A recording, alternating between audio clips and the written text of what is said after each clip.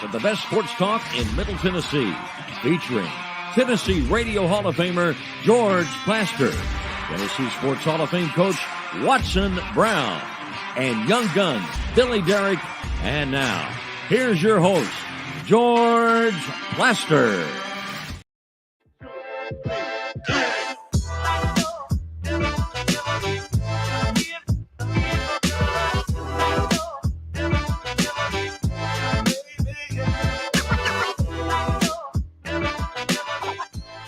Hello again, everybody. Welcome in on what is a beautiful Wednesday in Nashville, Tennessee. Boy, it is nice outside. And we are at the beautiful new law offices of Bart Durham, just off of Charlotte Avenue. They have just moved in here and are having a big grand opening later on this afternoon. My buddy Blair Durham will join us around 3:45 to tell us about the new digs. You can see Billy in the picture as well. Billy, say hello. Hello. We'll check in with Kelly Holcomb here in a matter of moments. But first, we'll say hello, given that it's football season, to Terry McCormick. It's time for his Daily Titans Update, brought to you by Lori Burnett Leland. She wants to be your mortgage lady, and through the folks at USA Mortgage, that is absolutely possible. Now, let's bring in Terry McCormick from Main Street Media. Terry, how are you? Doing well, George. How are you? Good. I hear Ryan Tannehill spoke to the media earlier today and I guess got a little defensive. Yeah, he was, I guess saying that he needed to play better, obviously, and was talking about, the things that he needed to do to improve and give the Titans a better chance to win. But then after a number of questions, he's like, okay, I'm, don't want to rehash the game anymore, ready to move on, get ready for the Chargers. So that was kind of how it went.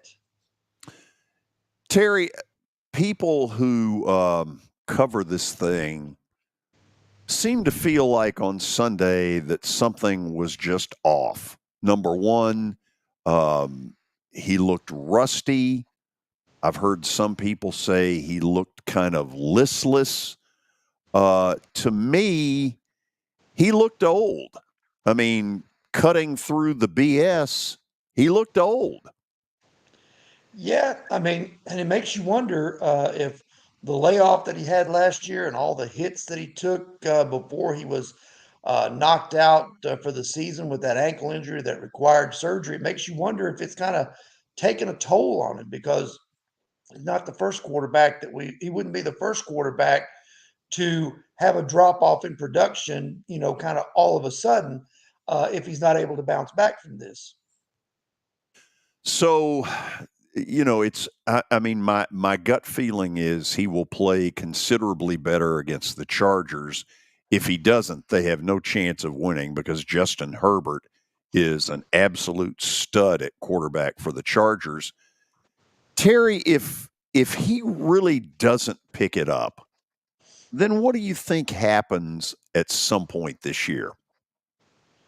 Well, that's a good question, George. I think the rebuild that they have tried to put off and avoid by adding a lot of veterans like DeAndre Hopkins, like Arden Key, to help boost the pass rush on the defense, I think a lot of that would be really kind of in vain if Tannehill is not able to play through this and kind of return to form.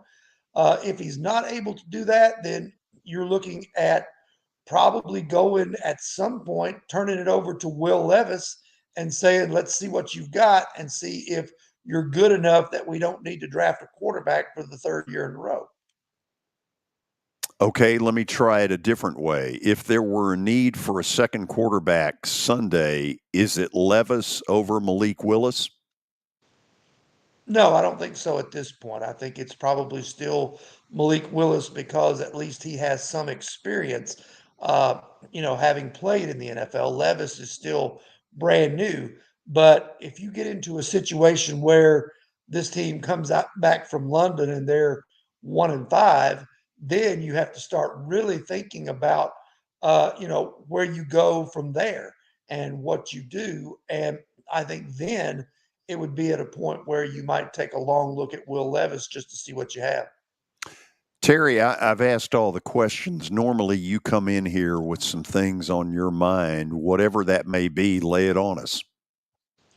Well, one of the things that kind of came out of Sunday's game was the fact that, the offensive line, while it wasn't great, if you're a believer in these pro football focus numbers and analytics and things like that, apparently the line graded out okay, better than maybe expected. And I think that, if you're looking for another positive to take out of this on the offensive side of the ball, I think you have to be pleased that maybe it was a decent first step against a team that had a pretty good pass rush in the New Orleans Saints. Now, that said, they're going to get a bigger test Sunday when Bosa and Khalil Mack are chasing after Tannehill. So it's going to be incumbent upon this line to continue to take steps forward, George, if they want to be able to protect Tannehill, give him time to throw and be able to move the football.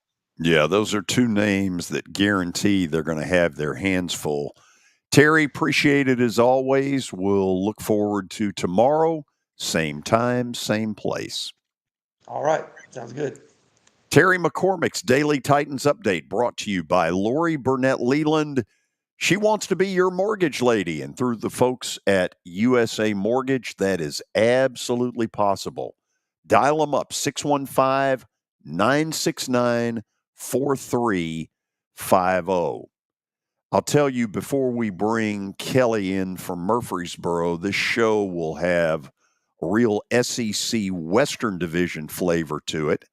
We'll find out more about Alabama's issues, and then we'll get to some real problems down in College Station with Texas A&M. We also will release a little bit of news on the third annual Plaster and Friends Celebrity Bowling Night. We're going to give you the date of the event and a new addition that I am very excited about. Pumped. Now let's say hello to Kelly Holcomb, who joins us from Murfreesboro. Kelly, how are you? I'm great, George. How you doing? Doing good. Doing good. What's shaking in your world? Man, everything's good. I was kind of worried about you before we began the show because you were looking like you were contemplating something looking out that window. What were you contemplating? I thought you were contemplating suicide or something. Were you? Oh, that's nice. Were you hoping I would jump? Oh, I wasn't hoping you would jump, but it was just warning me because you looked like you were in deep thought. Deep Thoughts by Jack Handy, the old Saturday Night Live deal. Leave it to Kelly to kick off the show with some positive news. Yeah, Kelly, all I can say is this. 2 words, maybe 3. I'm in fuego. And we go right to bed of the day. No, why not? That's for the last segment. Do you have an update of any substance? Yes, George, I do. We've got. Do you really? We've got a comment from Robert Saleh. Of course, we talked a lot about Aaron Rodgers and the future of his football career. Kelly hinted yesterday at this might be a career ender for him. I think we're all thinking that. I mean, we don't know if he's going to play football again. Robert Saleh came out and said he would be shocked if Aaron Rodgers retires. He said, I would be shocked if this is the way he's going to go out. So obviously he's the head coach. He's going to say that, but he is 39 years old. He's the oldest player in the NFL. He faces several months of rehab.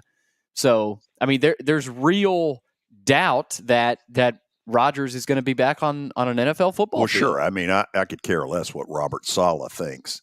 The only person who matters. Well, he's his head coach, George. Well, yeah, but he doesn't know. He doesn't have a clue. Maybe we need to go meet Aaron Rodgers in the dark room. He doesn't know any more here than we do. But, Kelly, here's one thing that's interesting, okay? So he's got an Achilles injury. I know that right now his mind has got to be scrambled. But the fact of it is an Achilles injury does not stop you from getting on social media to say, I'll be back if you're certain you're coming back. Yeah, you're right, George. I don't know what he's thinking. I mean, he's 39 years old. Obviously, 1 year away from approaching the 40 age. Tom Brady played a couple of years into his 40s. I don't know. I just hate that happened to Aaron Rodgers with all the hype. We talked about it yesterday with him bringing the flag out, and he actually played 4 plays in the game. That kind of sucked. It was really bad. So uh, I don't know. We talked yesterday about the Jets. I think they'll be fine if they can get Zach Wilson not to turn the ball over. If they do that, then they're going to be in a lot of games. They're going to win a lot of games. But I don't know what the future holds for him, George. It just depends. Like he's got a lot of other interests. It seems like, but I don't think I know for myself. I wouldn't want to go out that way, and I don't think he would either. He's a competitive guy. Um, I think he's got something to show now. He's competitive, and he's got something to strive for, getting back and being the guy that the New York Jets thought he could be. Now he's going to be a year older, but those Achilles injuries are pretty rough. They're tough. I've had a couple of guys that went through that. That's 6 months in a boot. It probably takes 9 months to heal after he has surgery. So that's a long rehab that he's going to have to go through. And at his age, is he willing to push it hard and go through with that? And I would say he probably is. I don't think he'll go out like that. I think he'll come back, but that remains to be seen. Time will tell. Yeah, until he says it, right? It's all idle speculation. Correct. Chit chat. We've also got some other news. Chase Claypool's status is shaky after his bad performance against the Bears. He's in jeopardy after being inactive this Sunday at Tampa Bay. He was targeted only twice by quarterback Justin Fields, and both passes resulted in incompletions. So this is a weird deal because when he started out in Pittsburgh, he was a house of fire. I'll say this. If the Bears get rid of him, I know a team that ought to at least think about him. Who's that? Yeah, no. Yeah, who do you think it is? The Orlando Magic? The Detroit Pistons? He's a good player. He's a good player. Believe he said that? No, that's dumb, Billy. Way to go. Just stupid. I mean, you need to grow up, dude. I mean, just because you're fired up about Friday night and you can't wait to get there. I mean, just relax, dude. It'll come soon enough. Wow. Also, he's after it early, isn't he? George, yeah, he is. This is a piece that I saw this morning and I wanted to get to. The NBA Board of Governors, whatever that is, has approved I'm a governor. a tougher rest rule. We've talked about load management a lot in the NBA and how, I mean, you got these star players who don't even play half the year and, kids that want to go see their idol play. They don't even know if they're going to be playing that night. Well, they voted Wednesday to approve tougher resting policy rules and punishments for star players who sit out games. So, if you sit out a certain amount of games now, it looks like you'll be punished. Now, to what level, I don't know, but this needed to happen. It got a little ridiculous. It did, and it's a slippery slope because on one hand, 82 regular season basketball games feels like about 10 to 12 too many. Yeah. If I'm a coach, I'm basically saying, screw your rule. I'm going to do what's best for my team. And if you don't like it, shove it. I mean, really, what are you supposed to do? It's Kelly? This is about ticket sales, I think. Well, yeah, but it's also, if you're the coach making the decision, it's about what's best for your team. Well, they may just be taking some fines because, I mean, the coaches, I don't think it's really going to change what the coaches do. I don't think it is either. Kelly, weigh in on this. I don't see it. I'm with you, George. It's the coach's team. Obviously, the owner has something to say about it, but 82 games. I like what you just said. That's a lot of games on a hardwood court. And I played football and I was on grass fields. We were on turf fields some, but you get joint injuries. I've had some joint issues as I've gotten older, but I can't imagine what Michael Jordan and Shaquille O'Neal and all those guys have gone through running up and down the court on that hard surface for as long as they did. I don't understand that, George. Now, is that going to make a difference to me? Probably not. That's probably a bad thing to say, because I'm not worried about who's playing because I'm probably not going to watch the NBA until it gets to the playoffs, So let's just be honest.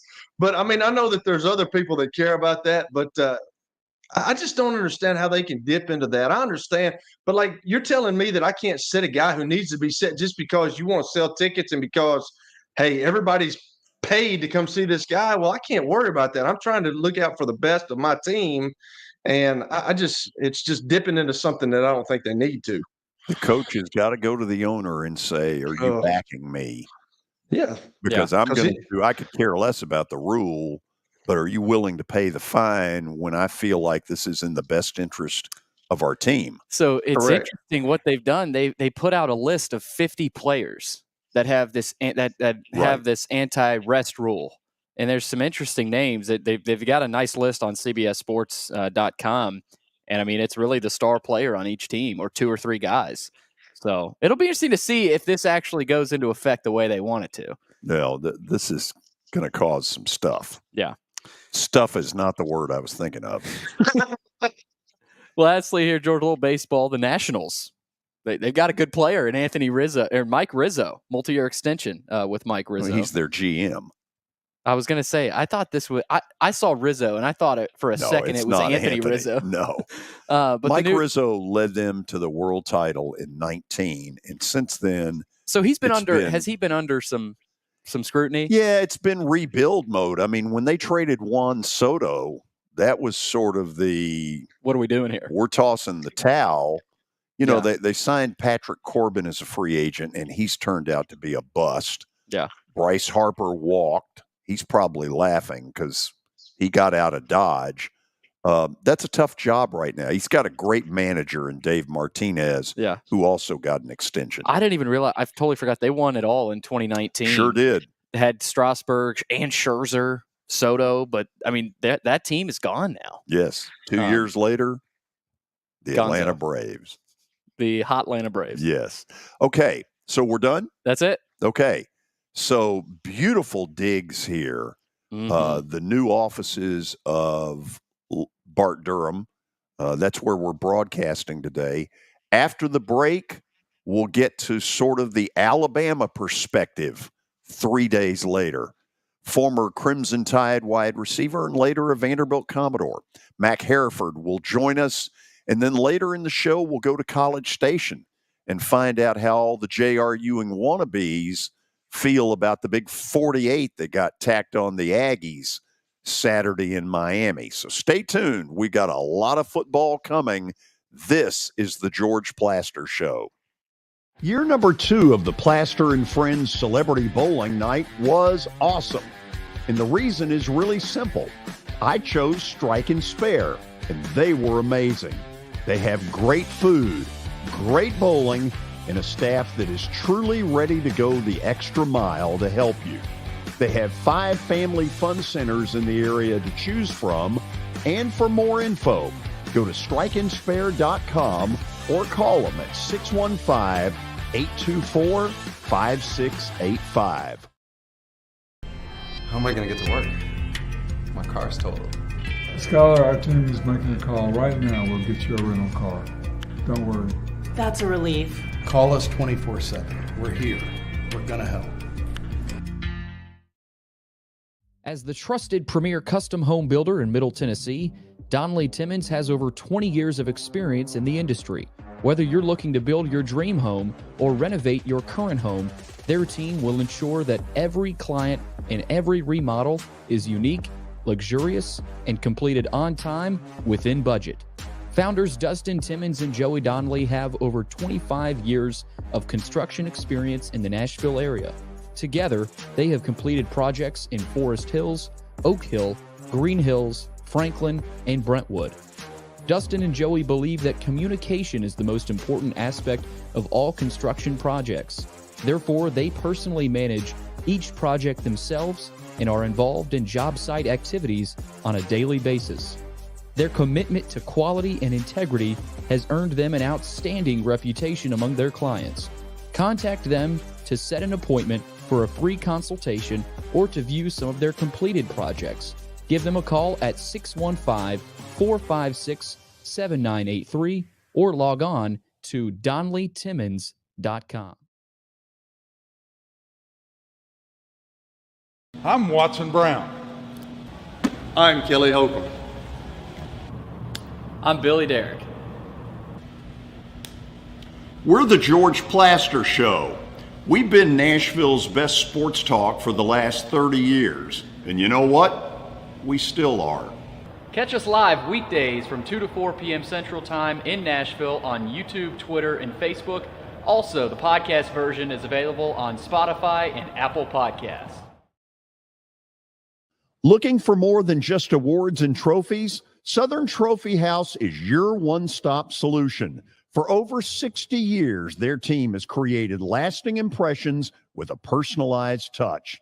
From embroidery to screen-printed apparel to corporate awards, signs, and name badges, they have everything you need to keep your brand shining bright. With their knowledgeable customer service team, you can relax as they create, produce, pack, and ship merchandise and awards on time and on budget. That includes etched crystal awards, custom-cut acrylic, name badges, embroidered Richardson ball caps, banners, screen-printed T-shirts, laser-engraved Yeti cups, and knives. Recognize your hard-working team from Southern Trophy House, where they do their best to help you recognize your best. Located at 2705 Nolensville Pike in Nashville, give them a holler, 615-256-7295. Visit southerntrophy.com. Southern Trophy House, for all your personalization and recognition needs.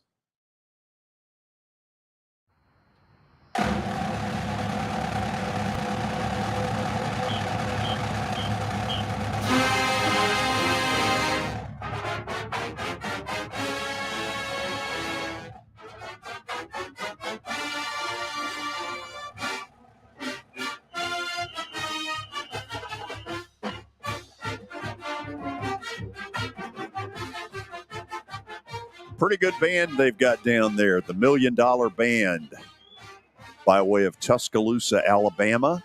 In just a moment, former Crimson Tide wide receiver Mac Hereford will join us. Think about this. I brought this up yesterday. 4 of the NFL's 32 starting quarterbacks come from the University of Alabama. 4 in a row.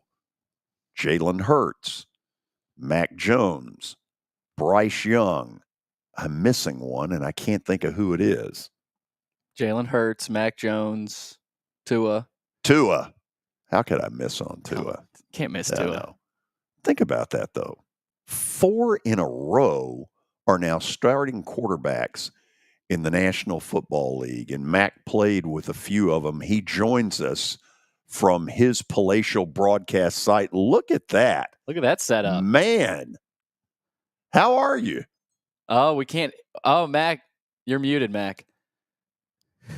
Shucks, my bad. That's off to a great start, but I'm doing great. I'm excited to be on the show today and talk some football. Okay, tell us about the digs. I need to see this. The digs? Yeah, look at it. Are those your jerseys? Oh, no, none of those are my jerseys. They're all buddies of mine who either played at Alabama, and then I've got one LSU jersey. Can't see it purposely for this broadcast, but I have an LSU jersey, and then I have another jersey to the right here that you can't see as well. But just buddies of mine that played at Alabama and gave me their jerseys. So I love having them. I should have a case for all of them, and will do in due time. But for now, they're just they're hanging up in here, gathering moths. Mac, what do you think life is like down there right now, where for the first time in almost a decade, they don't have a quarterback that you know is better than everybody else's? Well, at the end of the day, we're talking about the quarterback. And I mean, you ask a good question. I don't know. I can't promise that he's not to the level of everybody else's quarterback. I think when you think about football, it's 11 people on the field, like for a team at a time, 22 players in all. And so I think a lot of pressure is put on our Alabama quarterback right now, Jalen Milroe. And there's a lot of people talking. There's a lot of things going on. I think a lot of fans are stressed out, and I think there's a lot of former players talking as well. The main thing to remember is Coach Nick Saban. This is what I always tell people. I'm like, if you believe in Coach Nick Saban, then you got to believe that everything's going to be okay. And he's got that guy playing for a reason. In summer camp and fall camp, he obviously had to show that he was worth that starting position, that starting role leading up to the season. But I think things are a little bit hectic. Like I said, there's a lot of people talking. There's a lot of chatter from former players, from fans. A lot of things going on. It's a little hectic down there in Alabama, but I think Coach Saban has got everything under control. Does Saban have a doghouse? And if he does, is Ty Simpson in it? Without being down there, Saban does. I don't think he necessarily has. Yeah, actually, he kind of does maybe have a doghouse, depending on what your definition of doghouse is. But from my understanding, I don't necessarily think Ty Simpson's in it. I think that whatever reason he's not playing is for a reason that Coach Saban, he's obviously got a reason for playing Jalen Milroe. That's what I'll have to say. Okay, fair enough. So let's move on this, because I think we were all taken aback by Texas basically being able to come in and say, we're your daddy. And they dominated when they needed to. And how shocking was that to you to watch that? I was shocked. It's Alabama football. No one comes into a Bryant-Denny Stadium and beats us on our own turf, and especially not, a former assistant coach of Coach Saban's. But Texas did that. They came in, they played a great game all 4 quarters, and just, they beat us, outright beat us. And that was wild to see. It's like after all the years that we've had just complete dominance. And again, it's one of the most packed games, the most packed game of the season so far, and maybe one of the most packed games in college football, this whole entire season. And to see Texas come in there and beat this Alabama team is wild, especially after all the talk preseason about how Alabama, we're going to come in there and play smash mouth football. There was a lot of mistakes made. And I know we looked at the previous year. I think there was almost 15 penalties from the previous year when we beat Texas and, barely got that win. But this year, there was still a lot of penalties. And that's what was most surprising to me, was the penalties and the mistakes that the guys made. That was shocking. We didn't necessarily lose. We lost to Texas, but we also beat ourselves. Mac, in the past, it's been simple to say, okay, you lose early, you're still in contention for a national title. You just kind of snap your fingers and it's all going to be fine. I look this year and I'm not buying it. I am not willing to go to this snap your finger, and because it's Nick Saban and because it's Alabama, everything is going to work out fine. If there's not huge improvement, this is not their last loss. Agree or disagree?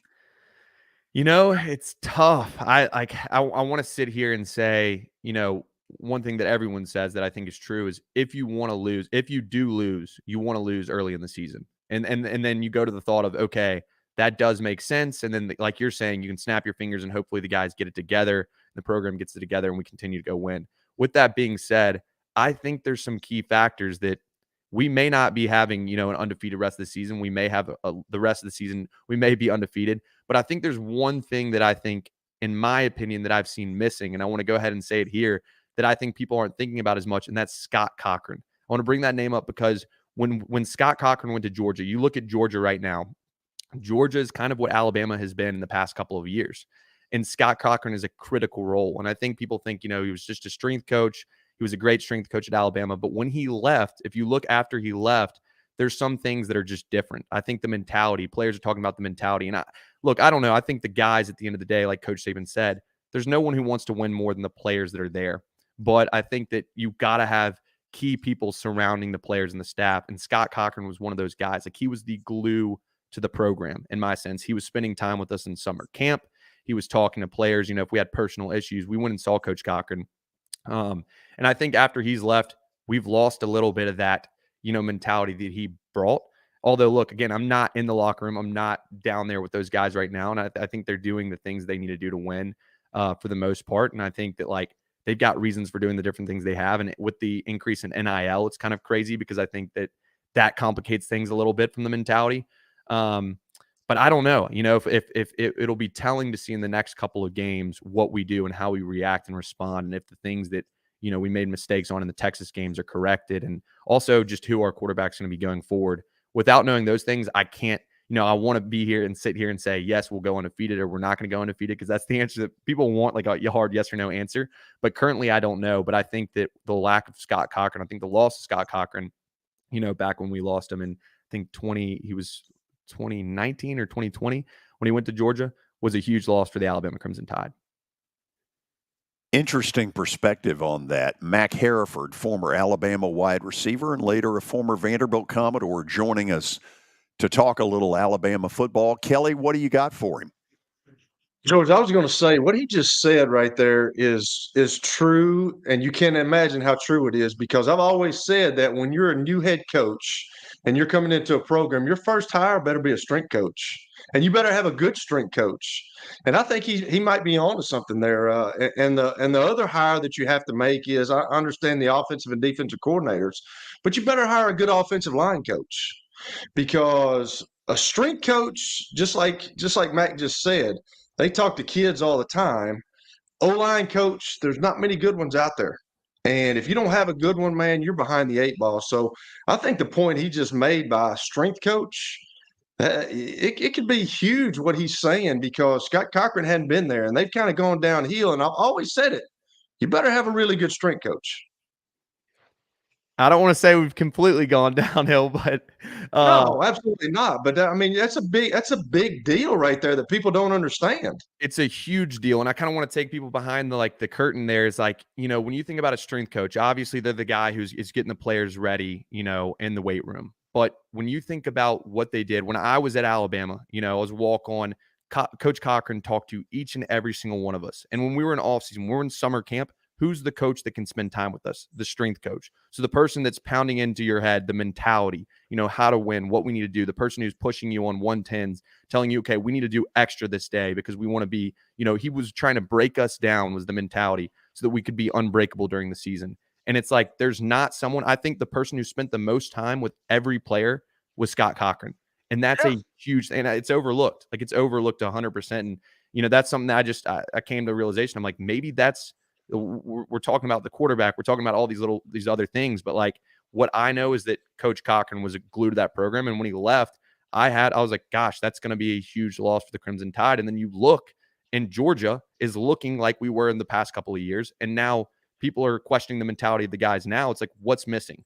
We can talk about the quarterback. We can talk about the offensive coordinator. And I think coaching is very important. But at the end of the day, I think the strength coach, especially for a program like Alabama, and the way that Coach Cochran had been such the glue to that team, is a huge piece that we may not be talking about. That's an excellent point, Mac. Let's go to this. I'm going to put you on the spot here. I'm going to put you on the spot. Do you think Jalen Milroe can get it done? I mean, I know we've had a small sample size. I understand that. I totally understand that. I played quarterback that's the only thing I could play. I was good at it. That's the only thing I could have played. I didn't have any running skills like you did, so I couldn't do that. But I've been around that position my whole life. And, you want to be for a guy like that. Everybody's on him now. I bet he had a rough week this week. I bet he did. But do you think he can get it done? You are putting me on the spot here. I am. Gosh, this is a tough question. I mean, gosh, I don't want to get my answer is not what you're going to want to hear. So I'm like, I would love to say again, yes or no, but it's very hard to tell. And I don't want to just cop out with that answer, but it's like, we've had you talked about a very small sample size. And, and people say there's a quote that someone says, like, your greatest mistakes are as good as your biggest wins are just as the size of your greatest failures, or something like that. I'm botching the quote. I don't know what the quote is, but some of the throws he made in the game, depending on what was going on, were bad mistakes, mistakes that were not like, they're not acceptable. With that being said, if you look at his deep ball percentage, it's impressively high, and he has sparks. If you take freshman year Jalen Hurts and you want to compare them just because of the fact they can run, they can pass, they can, do it all. He reminds me of Jalen Hurts in some of those ways, because he hasn't developed necessarily the ability to pass as good as Jalen Hurts did. And freshman year Jalen Hurts was a baller, but you got to remember that he had the greatest wide receiver. He had an unbelievable wide receiver core around him. He had a great offensive line, and then a defense that was top in the country. So those things all supplement to the quarterback's play. And when you look at Milroe, yeah, those mistakes were bad, but at the end of the day, like, we can't say we don't, again, he doesn't have the offensive line that Jalen Hurts did. He doesn't have the wide receivers that Jalen Hurts did. and the game plan may not be structured well enough for his game. I think if we change the game plan a little bit, allow him to throw some RPOs, utilize his ability to run and pass, that he can do it. If the guys everyone's bought in. And I think that's a big thing too. Players have got to be bought in. I don't know what's going on in the locker room, but like guys have got to want him to succeed, and guys have got to be doing their job, because it's, again, 11 players on the field at a time. So I think it's crazy because all these people are putting it on just the quarterback. It's not a one-person game. It's really not. And like that's the thing that kind of is like frustrating to me, is like people have thrown him completely under the bus, and it's a really hard thing to be the quarterback, especially at the University of Alabama, because you're going to get criticism when we lose. All in all, I think he can do it. I really do. It depends on the factors and things and the changes we make in the game plan. I think Jalen Milroe can do it. He needs to. I would love to see like a little bit more confidence and poise that we saw as Jalen Hurts had as a freshman. But I think he can do it with the right tools and the right game plan, to answer your question. So yes, I guess. That's a fair answer, man. That's a fair answer. Now I'm going to tell you what my college coach used to say about quarterbacks. He said, you can't win a game by yourself, but you can lose one all by yourself. And that's very much so correct. So I'm going to circle back around, and I'm not going to put you on the spot bad again, but I'm just going to say this. And I know that George has already asked you about the doghouse, but I've got contacts down there. There's a reason why Ty Simpson and Jalen Milroe were battling, and then all of a sudden Ty Simpson is the third string quarterback. Either he didn't handle it well when he was told that Jalen Milroe was starting the middle game, or something else happened. But we all know, that's something that happened. And I don't know, and I can't tell that for sure, and I'm not expecting you to. But, it seems like the Simpson kids got the talent, but mentally, I mean, you've got to be able to handle things. And I think even Coach Saban said that in one of his press conferences. If things don't go your way, he's looking just to see how guys react. And it seems like this is the perfect case for that. It's definitely a true statement. I remember Coach Saban would always say toughness. Gosh, you could just call me quote botcher, because I can botch any quote. But Coach Saban always used to talk about toughness and what is it that will break you. If you're unbreakable, you're tough. And I agree with your point. I think he would do that a lot of times. I think a guy that is relatable to that situation, we talk about great quarterbacks, Mac Jones. He had those situations. He had a situation with the DUI situation, and it's how did he respond? He strapped on the chin strap. He came out there and came with a different mentality each and every practice, that he was going to ball out and coach. And he didn't start. We're talking about Mac freaking Jones, the quarterback of the Patriots, who was carving this weekend in the NFL. He didn't get an opportunity until later. So there's a method to the madness. Coach, if Ty Simpson, again, I don't know what the situation is and what may have happened, but like you're talking about, Coach Saban does things for a reason, and he is always looking for people to, to see how they respond and see how they react. And that is a huge part of what he does, is giving people those opportunities and then seeing, okay, how is he going to react? And if he's not reacting the right way, he's not going to play at the end of the day. That's just how it is. So I hope I hope if that's the situation, that he understands that and he realizes, look, I've got to respond differently, and I've got to come with a different mentality, and I've got to go win that quarterback job if that's the situation. Gotcha. So I got one last question for you.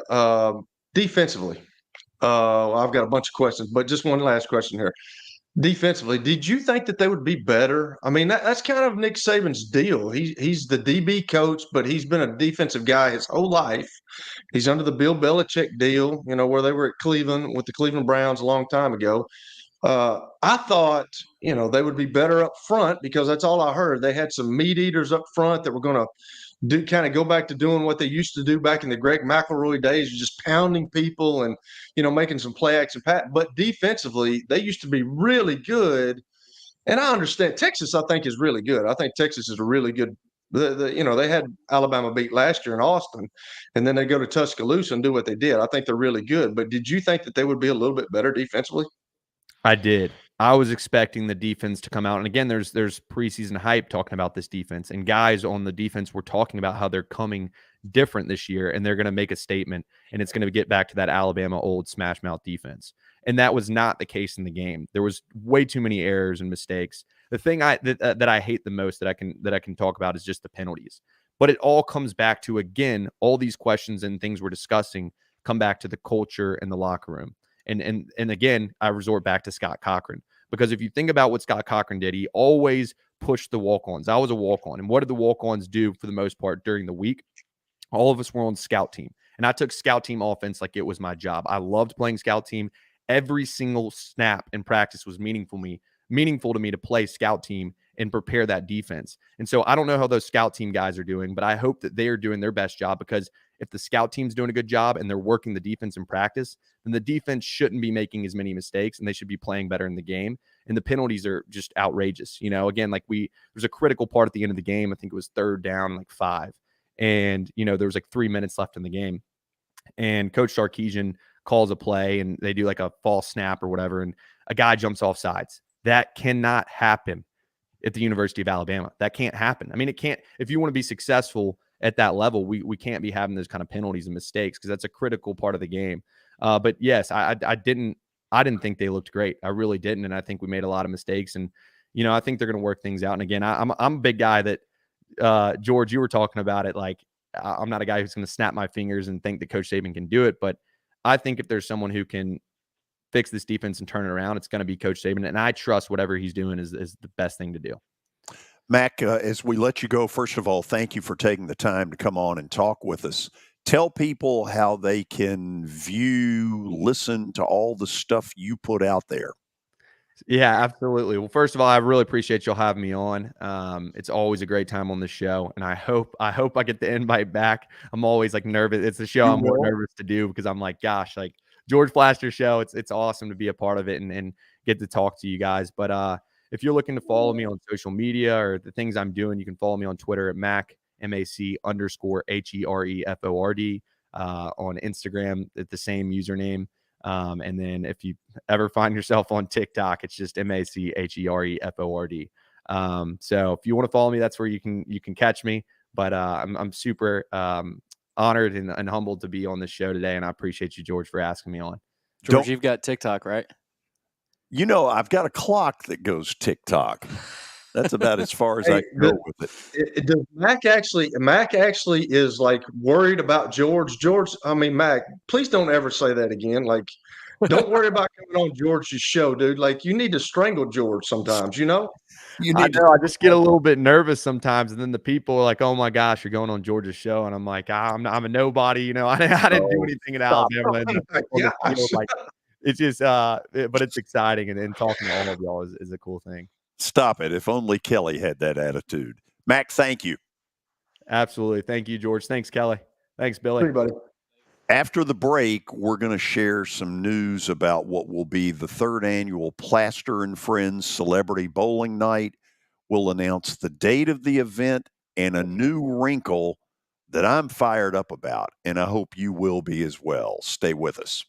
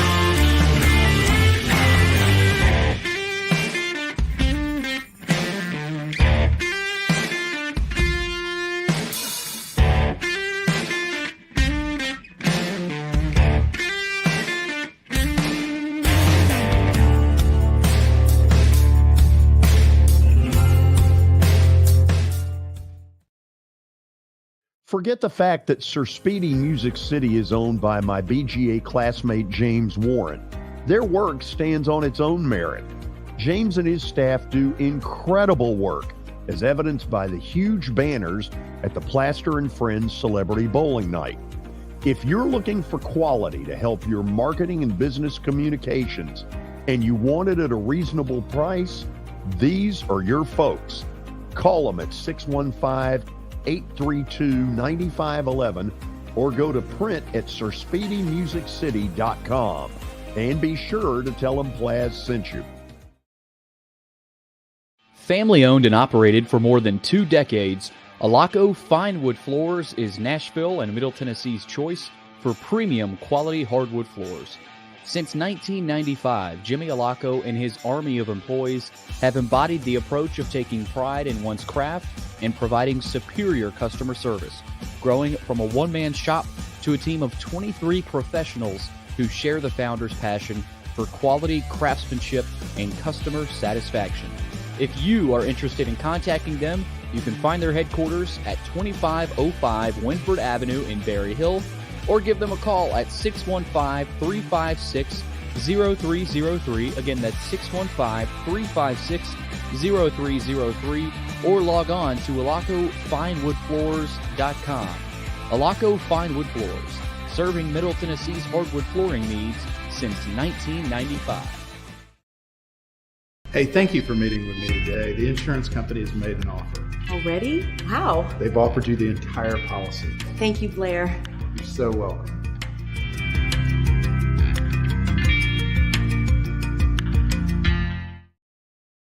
You can't see the sights without the sounds. From the crack of the bat to the roar of the crowd and everything in between, discover what Hit City has to offer. Spend your nights cheering on the Nashville Sounds at First Horizon Park with giveaways, fireworks shows, theme weekends, and more. Single game tickets are on sale now. Visit NashvilleSounds.com to claim your seat today. For over 35 years, Wilson Bank & Trust has been committed to providing customized banking solutions to help individuals, families, and businesses in Tennessee achieve their goals. As your full-service community bank, we are proud to offer loans with competitive rates, local decision-making, and fast, friendly service from our experienced lenders. No matter where you are on your financial journey, Wilson Bank & Trust is ready to help you take the next step. Visit your nearest Wilson Bank & Trust office or online at wilsonbank.com to get started today. Member FDIC, Equal Housing Lender.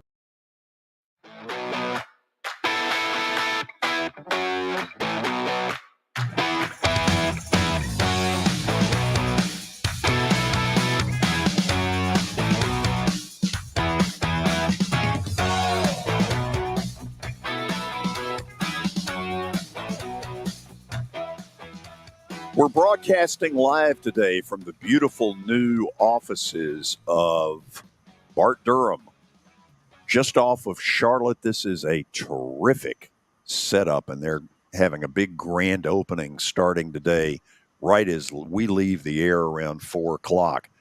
One of the coolest things that has gone on for me in more than 30 years of sports talk radio and now what we're doing is people's willingness to help me in the name of charity, whether it was in the old days for the Charles Davis Foundation, now things like Last Minute Toy Store, Martha O'Brien Center, and another of one of these angels has stepped forward to help me. We're going to have a 3rd annual Plaster and Friends Celebrity Bowling Night. The date will be, as it has been the last 2 years, the Monday after Thanksgiving, November the 27th, out at the beautiful Strike and Spare at 3436 Lebanon Pike. Very excited because, man, have they done a great job for me. A year ago, on a really small basis, we brought 30 underprivileged kids in before the actual event.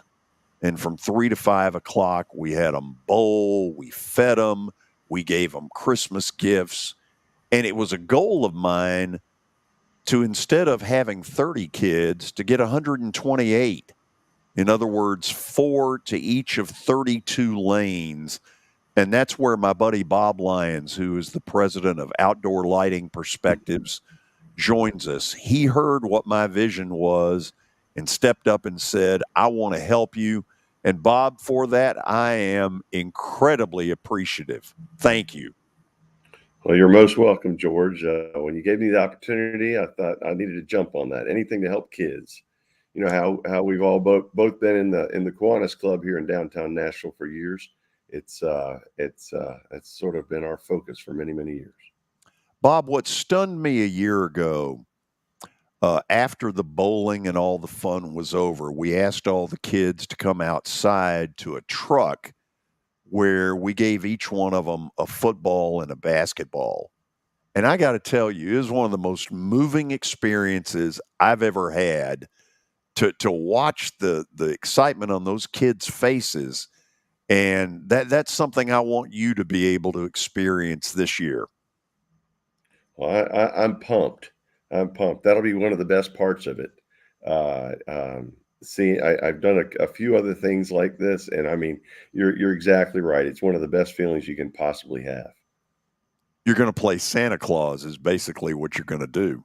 That's exactly. Well, are you providing me with a costume? Is that part of what I need to do? You know, everything but that. Although I'll good. say this, you and I both know where to get one of those costumes. So if you get really brave, have at it. Well, we can always pull out the Grinch too. We got a nice Grinch costume. My goodness. Yeah. From the Kiwanis days. Yeah. So. Tell people a little bit about Outdoor Lighting Perspectives, because this is a company that's been here a long time, and you all didn't just start to help in the community when I said I need help. Right. Well, we've been around. My dad and I. My dad started back in 1986 as a company called Lightscapes, and so we've been doing lighting in the Nashville area, for 38 years. And we helped create the Outdoor Lighting Perspectives franchise. There's a bunch of them all over the U.S. So, and throughout that time, we have been trying to pitch in here and there to help kids in many different ways. We're going to hear more about your company. We'll put a commercial together here very soon and start running it in October and November. But trust me when I tell you how much I appreciate. This is something that last year when we held, look at that logo. Nice. Last year when we did this kind of a modified version of this, it really fired me up. I was like, you could take this and make something really cool out of it, but you need some help. And man, you have been the help, and I'm pumped about it. Oh, most definitely. I've participated in the first two. So, and I guess you and I struck up a conversation. I was asking how I might be able to get more involved. And that was a great idea you came up with, to stack all the lanes and get all the kids playing, because, there's a lot of fun in that too. And getting to see those kids enjoying themselves. Because I'm sure, the vast majority of those kiddos don't have a chance to do that. It might be the first time they've ever bowled. There will be kids through our friend Marcus McNeese and what he does in inner city Nashville. There will be kids who will come from the Martha O'Brien Center. And here's the thing, Bob, you and I had great parental guidance. We had everything. You and I don't know what these kids do or don't have. And so that gesture could be huge for them. Well, and and we're working with Marcus Manise and stronger than my father. He is that mentoring program is fabulous. I just got involved with that too, and I'm hoping my little guy Carter, who I was paired up with, and got to put a tie on at a tie ceremony last week. I'm hoping that I'll be able to play a few frames with him on that day. Well, we'll guarantee that happens. We'll make it happen. And Bob, I just wanted to bring you on, number one, to say thank you, to let people know kind of the kickoff of our bowling season, where I'll start begging, because after all, I'm looking for 64 teams, 64 foursomes that will be paired up with 64 different sports personalities in the Nashville area. I may not enjoy putting it together, but man, the night of, there's not a better feeling in the world. You might have to get yourself another yellow pad there, so you can fill out everything on paper, because we all know, You're not the big computer guy. You like to put it all down on pencil and paper out on that yellow pad in front of you. I'm not sure that one's going to make it. He's got plenty of those. There's the legal pad. Kelly, any thoughts about the legal pad? Yeah, it's kind of like your shirt, mundane. Wow. Thanks for your support there. I was wondering if we could get Bob. I know that Bob does all that stuff, and thank you so much for helping George, Bob. But is there any way you can get him maybe to get a different colored shirt for the event? Yeah, we can work on that. I think we can make that happen. You know what? I do a lot of Christmas lights for Cheekwood and all those places out there. So maybe we can get him a light up shirt. Maybe get it flat. That'd be good. That'd be sweet. I think he needs one for himself. Kelly, you kick off the Christmas time early on that day after Thanksgiving, day before Thanksgiving, day after Thanksgiving. Yeah. Kelly, you just stay out of it. Bob, thank you so much for coming on here. I know you shifted some things around in your schedule to make this work. Number one, I appreciate that. And number two, I appreciate you and what you're doing to help me with a little bit of a dream that I've got. Well, that's fabulous. Like I said, I couldn't be more thrilled, and you've been a dear friend all my life. And I'm super excited to make this happen. Bob Lyons runs a great company, Outdoor Lighting Perspectives. You will hear more about them in the days and weeks to come. We'll go to the break on that. Bob, thank you for being with us. Stat of the day, and then a visit to College Station, Texas, where they're not exactly dancing in the streets, but they might be collecting money for the old coach's buyout. Stay tuned. Wow. Convenience and value, two words that we expect when we do business. Our goal at JHA Company is to deliver just that, both to our school partners and to our customers. Whether you're purchasing photos, yearbooks, class jewelry, letter jackets, school spirit wear, or senior graduation products, we strive to make the experience easy, convenient, and cost-effective. Find out more at jhacompany.com or call 615-867-6345 for more information. JHA, one source, one company. Star Physical Therapy was established in 1997 with one great mission: to serve. If you're hurting, don't wait to receive physical therapy. You don't need a referral to see their physical therapist, and early morning and evening appointments are available. Make the call to 615-673-1420 and get rid of that pain. Star Physical Therapy, the official health provider of Football Friday.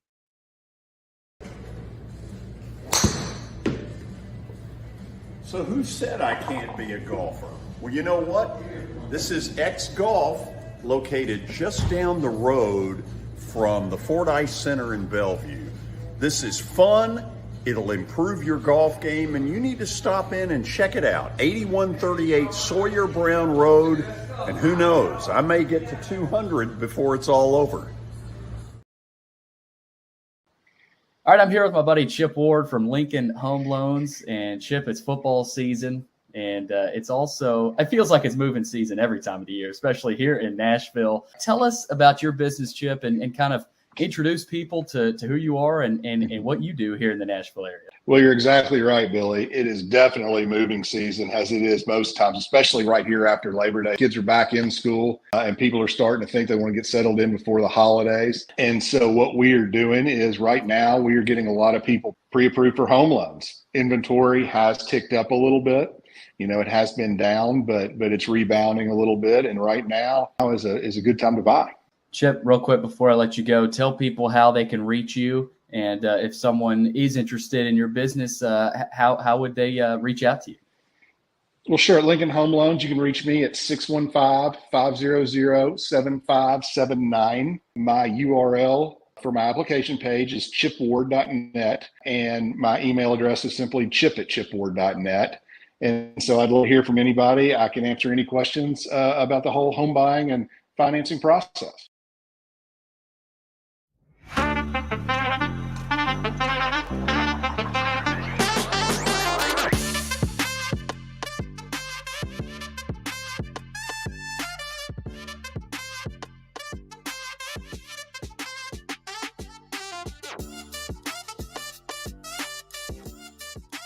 Top of the hour on a Wednesday. Talking a little Aggie football coming up. But first, stat of the day brought to you by John English Antique Sports and Cards in Shelbyville. You can find them at 204 East Depot Street. They're open during the week, Tuesday through Friday from noon to 5, and Saturdays from 10 a.m. to 5. Give them a call. If you're interested in anything, they've got 931-492-4304. All right, let's see what we got for today. Trey Turner is the third player in Phillies history to hit 11 home runs in a 13-game span, joining Mike Schmidt in what other player? Okay, I know Kelly's going to turn to me and say, Plaz, you need to handle this. You're on your own. Here's one that pops up for me. Dick Allen is one. Some refer to him as Richie Allen. He was a mercurial player with a very interesting attitude. Mercurial. That's a big word. Whatever that means. Did you learn that at BGA? I did. Spell that, George. Spell it. M. Use it in a sentence. And then after that, Billy, if you continue to no, don't go there. To George. give me a problem, I will take my mercurial side and put you in the unemployment line. How is that for a sentence, Kelly? He's not, Billy. He's not going to do that. You know you have the leverage, dude. So you just keep doing what you do. Leverage over here. So I'm going to go Dick Allen. Okay, Kelly, any guess?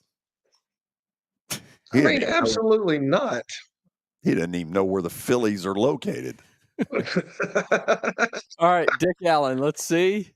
Incorrect. Ryan it is Howard. I didn't think about Ryan Howard. Big Ryan Howard. Boy, I'll tell you one thing.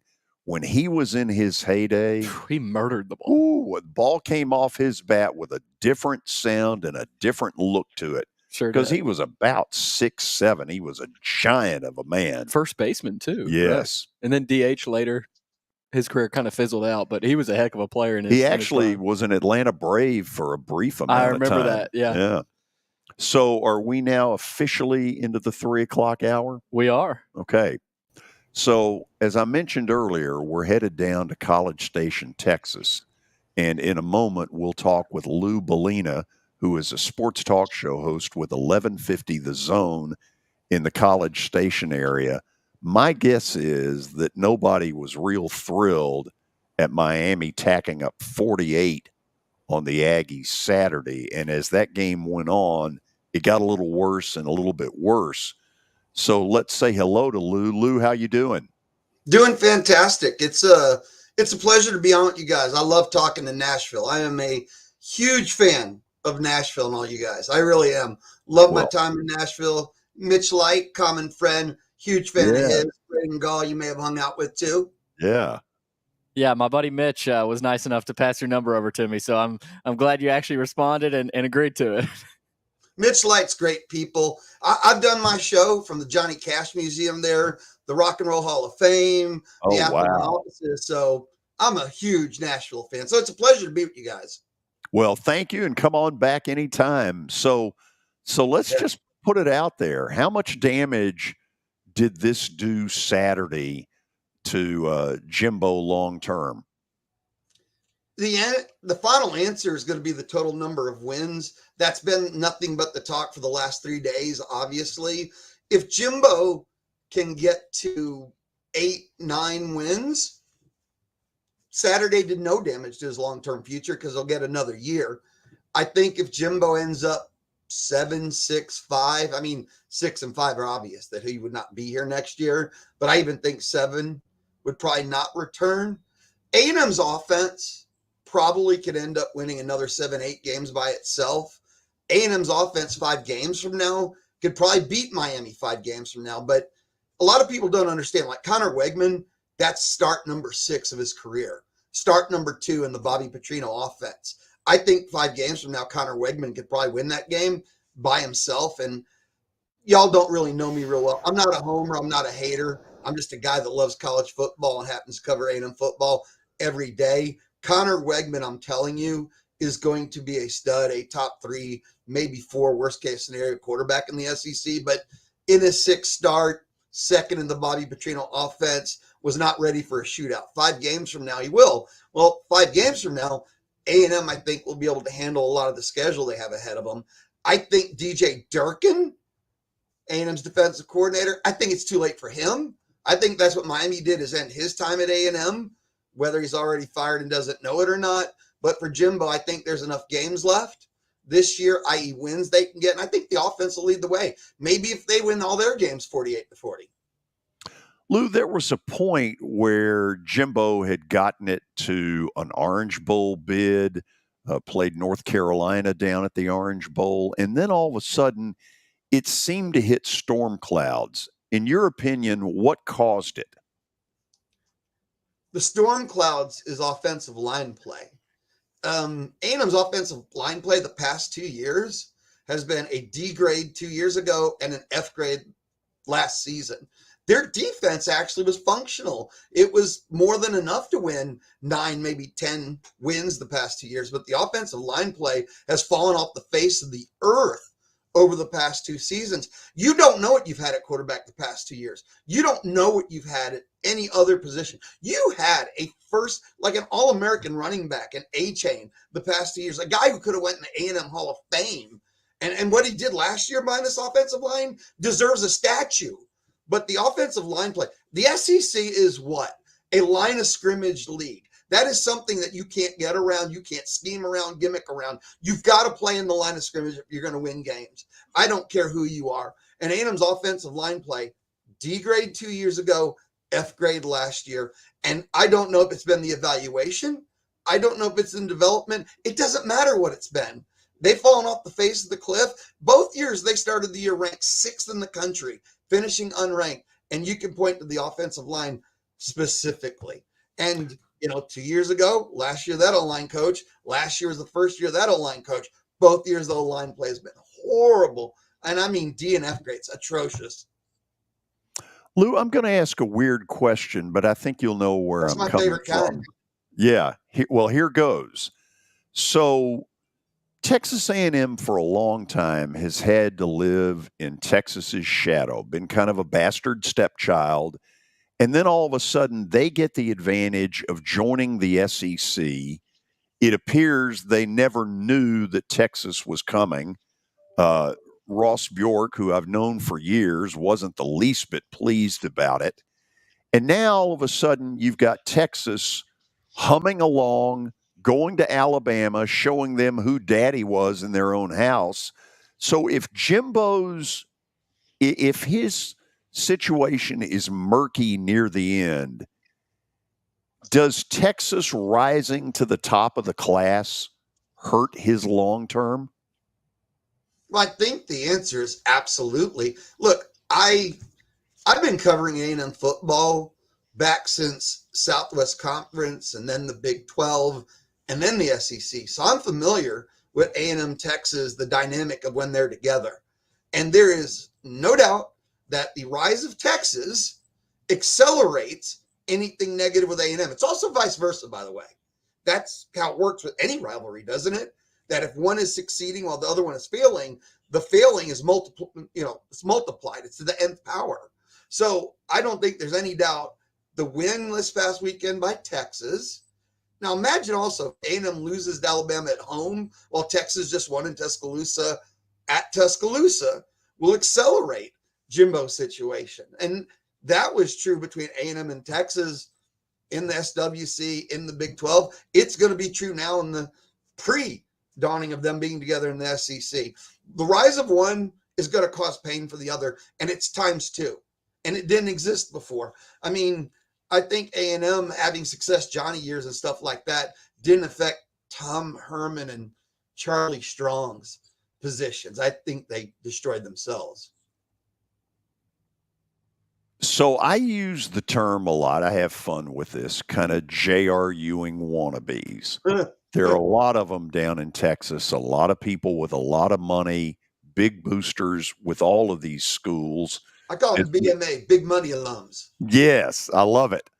So, number one, are they truly prepared to pony up this ridiculous buyout number? And secondly, Is this really Ross Bjork's call or J.R. Ewing and Cliff Barnes? I do not believe it is the athletic director's call. I believe that at 80 to 90% of all universities, it is not the athletic director's call. I believe the athletic director works at the behest of the people that pay the bills. And I think that's 80 to 90% of the universities. I don't think A&M's any different. I think the athletic director is told, hey, go deliver the bad news. And hey, this is the guy you're hiring. Sometimes the BMA, since they run corporations, entities, I don't know, a whole planet or country, whatever those people at $1 billion do, they tell the AD, do your search committee, go find your guy. We'll have final approval because we're going to pay the buyout and the next contract. So Ross Bjork, no, I don't think so. But I think that's kind of true 80, 90% of the time. I think the people with the money give orders and then the AD probably executes them. So I guess he does have a voice in it, but he doesn't make the calls. The ADs kind of don't. And the first part, I forgot what you said. I just lost it. Are they prepared? Here's what it was. Are they money. prepared to A&M has money? That's not real money? Yes. People have been talking about the buyout. A&M's got money. Since A&M went to the SEC, it's fascinating how much money magically appeared. A&M did not spend pre-SEC. I don't want to say they were poor. They weren't one of the bottom schools in spending, but the day A&M entered the SEC, the attitudes, philosophies, it all changed. And that was just a come to Jesus meeting with the BMAs, as I just called them, where everybody said, yeah, we understand what we're getting into when we joined the SEC. And it's been a lot freer. Sure, everyone says, oh, it's too much, and A&M doesn't want to pay the buyout. A&M's got the money. Kelly, I think we need to go to College Station to get some advertising. I'm good with that. I'm definitely good with that because they do have lots of money down there. Okay, so here's my question, Lou, and this is probably far out left field, but I kind of felt like this happened because me playing in college and then going on and playing further, I can always remember my agent telling me, you know, you can fool a lot of people, but you can't fool the players. And it just felt like last year, especially with all this transfer portal stuff coming in, did Jimbo lose the locker room, and has he lost the locker room? Did Jimbo lose the locker room last year? I think the locker room overran the entire program. I think in that recruiting class, in order to get the number one class, they took too many risks on character issues. But I think the goal was to have the number one class and to get as many 4 and 5 stars in as they could. And they reached 5 to 10 too many times, and it came back to burn them.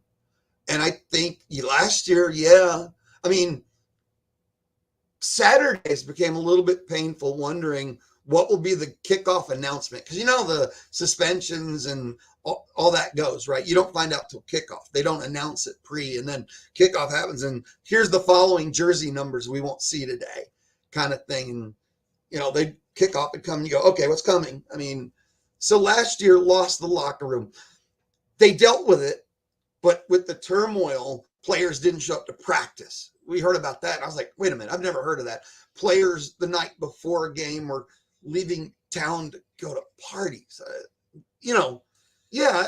Lost. I mean, not irrevocably. They lost 30 players from the start of kickoff last year to the end of the portal time, right? It was addition by subtraction. Does he have the locker room now? I know his leaders do. I know that he does. I don't know if all his coaches do, but he does right now. Yeah, he does now. But he lost it at some point last year. I mean, lost it. He lost control of it. Yes. I mean, I've always been around where it's hard to get that back. And I understand with the transfer portal, and you just said they lost 30 guys. Were the 30 guys a lot of the problem that they had last year? Yeah, it was addition by subtraction. Look, the guys that were not showing up to practice, not making their study halls, the guys that weren't following the rules, the guys that weren't on board with the program, the guys that were causing the chaos and anarchy, they're not there. You cleaned it out and you kept the guys that were going to follow the rules, and you brought in guys who didn't know about these other guys so that they could be corrupted or follow them. So it was an easy way to kind of fix the problem, was to get rid of it. And I mean, like, purge it. That's why a lot of people said, oh no, 30 people are gone. It's devastating. Sometimes it's what you need is to burn out the cancer, right? So the 30 loss was not, and of the 30 loss, you still returned 19 of the 22 people that beat LSU in the last game. So yeah, no, it wasn't the worst thing in the world with a lot of the players they lost. A lot of the players they lost entered the transfer portal, already went to another program, and already gone from that program. If you want to know maybe the issues that those players had. Yeah, now I know we're only 2 games into this, and I mean, I know this is a litmus test, but how's the Bobby Petrino thing going on? How do you see it from the outside looking in? I mean, is Jimbo allowing him to call the plays? Is he butting into it? Is it Jimbo's system? How is that going? Just give us a little insight on that. It sure looks like, and this is totally from the outside, right? I'm not in the huddle. I'm not in the press box either. It totally looks like from the outside that this is Petrino's offense. Petrino's completely calling plays, and that Jimbo's working on game management, that he's not micromanaging Petrino, micromanaging the game. So from the outside, that's how it looks. Now, here's where I'm fascinated. When the heat turns up and the pressure ramps up, that's when Jimbo's new approach will really be tested. We haven't heard anything about him interfering in the Miami game, but they lost. If they're playing Arkansas, and that's 3 Saturdays from now, and that's the Jerry World game, and you're in the 3rd quarter and you're tied, and his gut tells him we might lose again, will he still be able to? Because they've already lost one game they shouldn't have, let's say. I'm wondering about that test, but I'm telling you from the start, everything, but from the outside, it doesn't look like it's a story. It doesn't look like it's an issue, him and Petrino's relationship and Petrino calling plays. It doesn't look like it's a thing, but it'll be tested as pressure ramps up on the team and the season. That's when we'll find out the truth of it. Yeah, y'all remember Hugh Freeze, I'm sure, right? How many times, Hugh Freeze, sorry, Gus Malzahn at Auburn. How many times did he call plays, not call plays, and go back and forth between that within a season? Forget his tenure. That was my bigger thought, not who's calling plays right now. I believe Petrino's calling plays, but does Jimbo step in, step out, step in? I wonder about that long term. Yeah, that's a good point. And obviously, it's early in the season, and this is my last thing to you. And I don't even know if it's a turnaround, but can he get this thing righted back on the right track? In your opinion? Let me ask you a question. Never answer a question with a question. I apologize. What's the right track? Define it for me, and I'll answer that question. Like, are we talking about the SEC West? Are we talking about 9 wins? That's one of the bigger questions. What's the right track? What do you think their expectations are? I mean, they obviously want to win the SEC West, but what do you think their expectations are right now after the blowout win against Miami? I don't know if you got to right the ship because it's just 2 games into the season. I don't know if we're to that point yet, but just what they did last year, what are their goals right now, you think? I thought realistically, after a 5-win season, if you go 9-3, that's +4 wins. I think the only other time in A&M history they've been like +4 or +5 was their 1939 championship team. So it's that kind of historical to go +5 or more. So I thought a 9-win season would be nice. The A&M fan base wanting +5 or 6, right? That's kind of not realistic, just historically speaking. So I thought a 9-win season after a 5-win season, and then you'd return everyone from that in year 2 of Petrino. That would be your championship run because we're in year 6 of Jimbo going into year 7. The conversation is supposed to be championships, not 9-win seasons. 9-win seasons are not special. 9-win seasons are good. They're not special. And by now, A&M football is supposed to be special. The time, the money, Jimbo's credentials, and it's not special. So he could still win 9 games. He could still reach that. No, I don't think A&M wins the SEC West. I don't think they make Atlanta.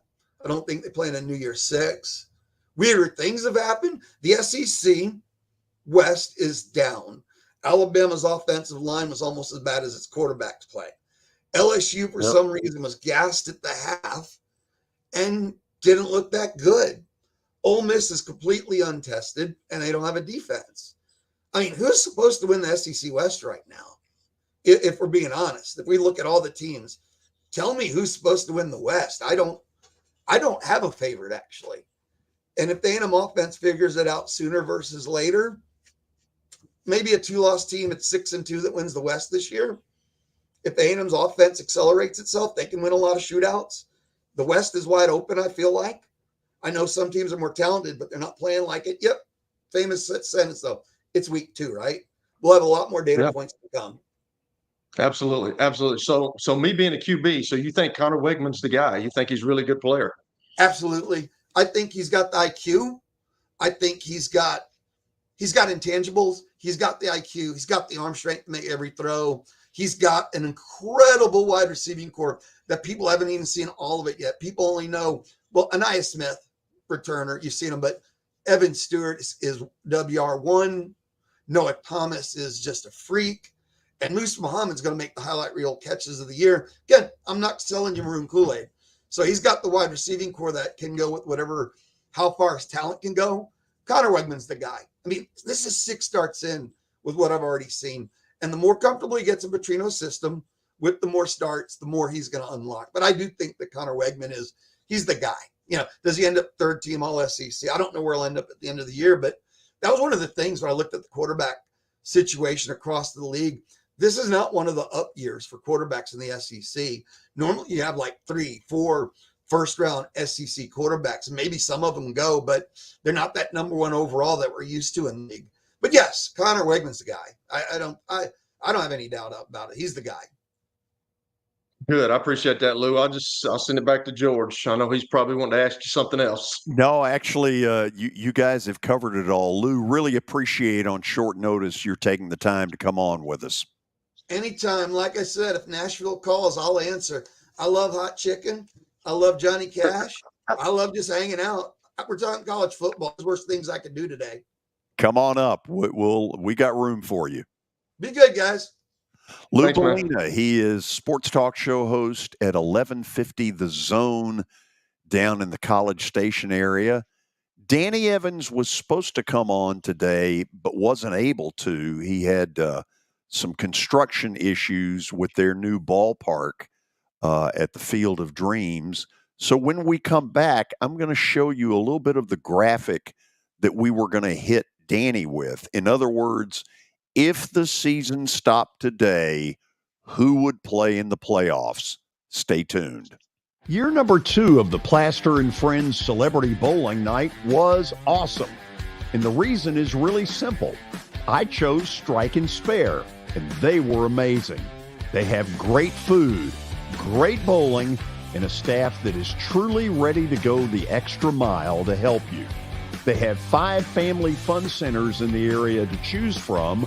And for more info, go to strikeandspare.com or call them at 615-824-5685. How am I going to get to work? My car's totaled. Scholar, our team is making a call right now. We'll get you a rental car. Don't worry. That's a relief. Call us 24/7. We're here. We're going to help. As the trusted premier custom home builder in Middle Tennessee, Donnelly Timmons has over 20 years of experience in the industry. Whether you're looking to build your dream home or renovate your current home, their team will ensure that every client and every remodel is unique, luxurious, and completed on time within budget. Founders Dustin Timmons and Joey Donnelly have over 25 years of construction experience in the Nashville area. Together, they have completed projects in Forest Hills, Oak Hill, Green Hills, Franklin, and Brentwood. Dustin and Joey believe that communication is the most important aspect of all construction projects. Therefore, they personally manage each project themselves and are involved in job site activities on a daily basis. Their commitment to quality and integrity has earned them an outstanding reputation among their clients. Contact them to set an appointment for a free consultation or to view some of their completed projects. Give them a call at 615-456-7983 or log on to DonnellyTimmons.com.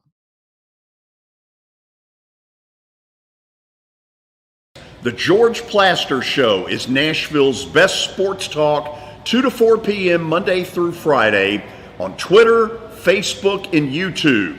There's a podcast version available on Spotify and Apple Podcast.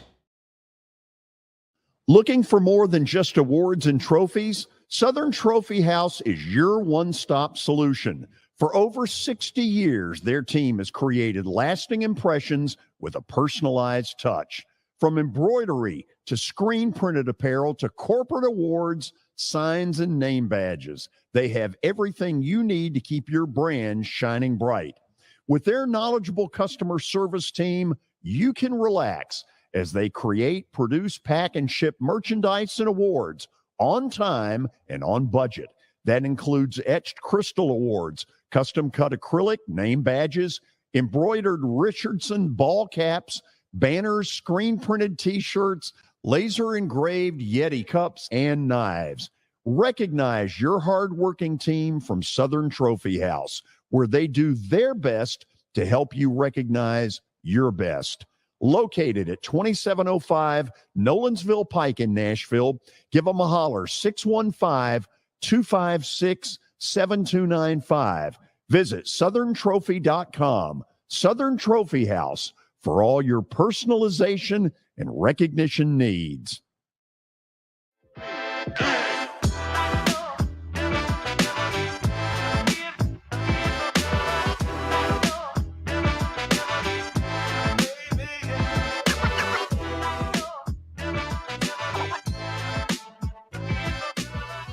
We are back, and we're broadcasting live from the beautiful new digs, the law offices of Bart Durham. They have moved just off of Charlotte into this beautiful area. You can see part of the Nashville skyline in the background. It's spectacular.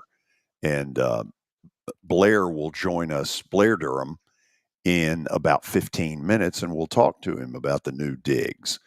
Danny was going to join us, Danny Evans, today, but had sort of some circumstances come up that he really couldn't get out of. One of the things we were going to hit him with was if the Major League Baseball playoffs began today, here's what the matchups would look like. So let's go ahead and hit him with this. Now, as you see, it's a bunch of logos. And what you have, the first two seeds in each league get an automatic first round bye. And those have pretty well been determined, certainly in the National League. It's the Braves and the Dodgers, no question about it. In the American League, it sure looks like Baltimore, and suddenly Houston has finally caught a little bit of fire, although they've been nothing to write home about. It's more been Texas absolutely falling apart that has gotten the Astros to this position. So 3 against 6 in the opening round would play the 2. I'm going to go left to right on your radio dial. So Texas has fallen apart. If they get in, and I personally think Seattle's got a heck of a shot to catch them. If it's Texas, I don't like their chances. I think their pitching has fallen apart. Where Seattle, if they're able to unseat Texas, that's a team nobody wants to play because suddenly they've got starting pitching that can match up with anybody. Kelly, that is a team, the Seattle Mariners, nobody is dying to play.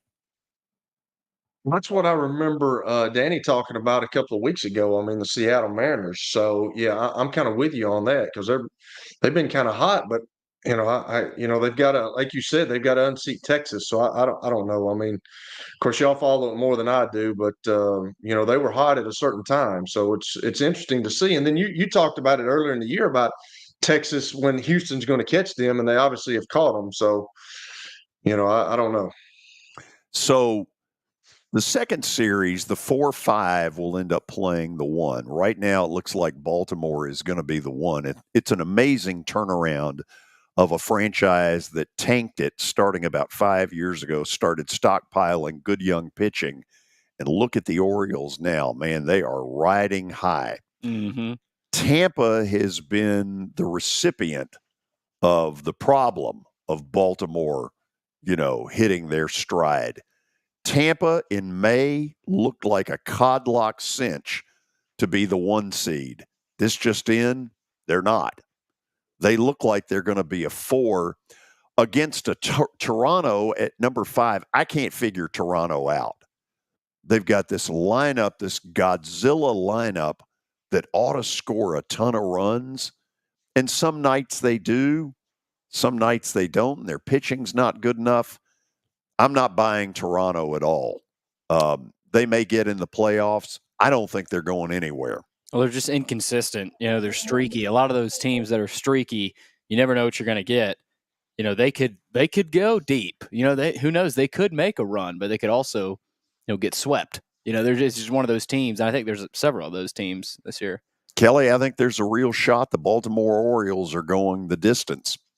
Well, that's what I was going to say, George. I was reading something the other day. Like Baltimore's been bad for a long time, and I remember the days when Cal Ripken was there. They were a pretty good ball team. But I was reading something the other day that they talked about all the minor league teams, and Baltimore was ranked first in their minor league prospects. It's kind of amazing what they've done. And you said they tanked it. That's to be where they are now and where they were years ago is pretty impressive. They're the latest in a series of tankets that appear to be able to make it work. Houston tanked it, and they've won a couple of world titles. Atlanta tanked it. You got proof of concept. It's really starting to work for a lot of teams. Yeah, it really has. So let's go over to the National League, and we'll start up in the top right-hand corner. Milwaukee is going to be the 3 seed, or at least it sure looks like they are.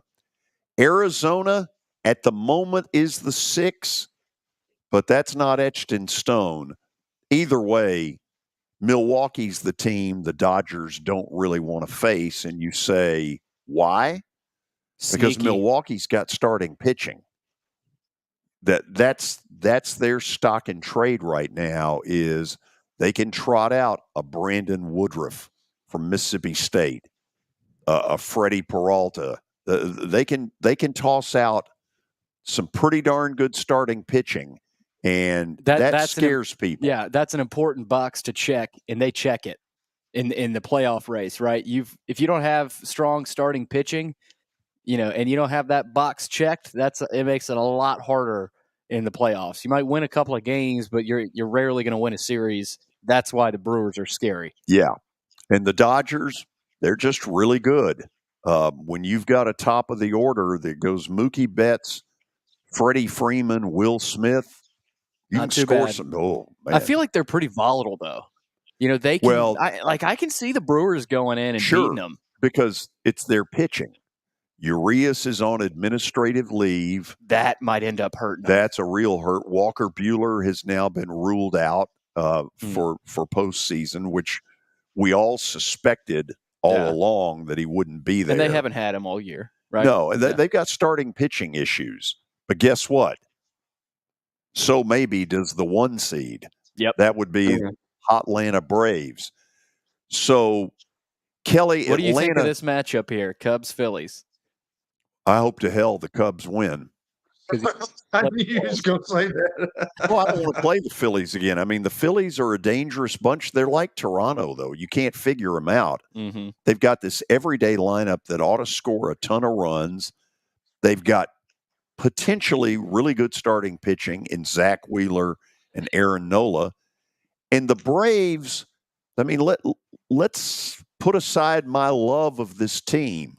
Number one, they haven't played a game that really mattered in a long time. Feels like all year. Oh, my God. They've had this Division I since before somebody said in the home of the brave, before the first national anthem, they had already won this division.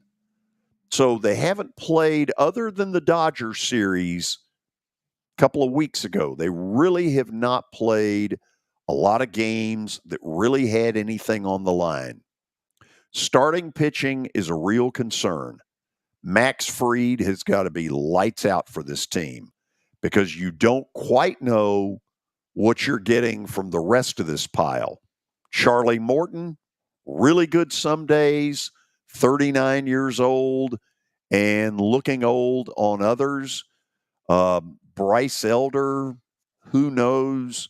Spencer Strider could be lights out, but there have been some starts recently where he hasn't been. They've gone to kind of a 6-man rotation to try to give all these starters some rest. If the starters are lights out, this will be your world champion. If That's they're not, it's not easy to do, though. No. Because if you look back to when they won it 2 years ago, while they may you had some outliers step up, Sure. Tyler Matzik. Oh, Tyler Matzik. Players God. that you just Rosario was so big. You have to have that. Where is Tyler Matzik when we need him? The truth of it is, Tommy John surgery, he'll be back next year. Kelly, the Braves are really good. They score a lot of runs. We know that. But I'm not sitting here flying the flag because I'm not convinced. There are too many questions that I don't have the answers to. But if their starting pitching is good for 3 weeks, they could win it all. Yeah, and that's the expectation that's been put on themselves. The Dodgers have played really well this year. You get that, you get to that, and then once the season's finished, you played really, really well during the season to get yourself in that position. But then the pressure starts building, and everybody said, well, the Braves are going to win it. The Braves are going to win it. Then the expectations come, and then you just never know what's going to happen in a series, George. You know that better than anybody. I mean, anything can happen. You can lose guys. You can lose some guys to injuries, and it just everything that you've built up for the season falls apart in the blink of an eye. So I got a question. What's the deal with Kyle Wright? Has he not come back at all?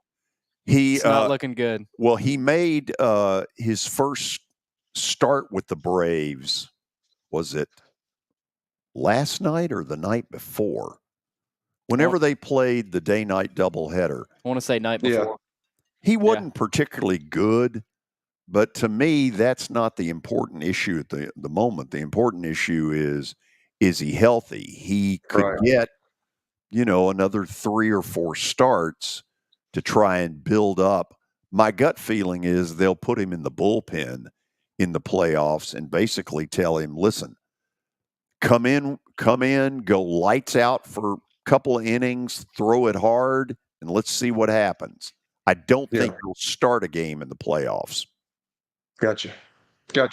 Yeah, I don't think they would throw him in there, especially after not even pitching a ton a couple nights ago. Now, maybe you get deeper into the playoffs, you have to start him in a game, maybe. But yeah, they'll start him off slow.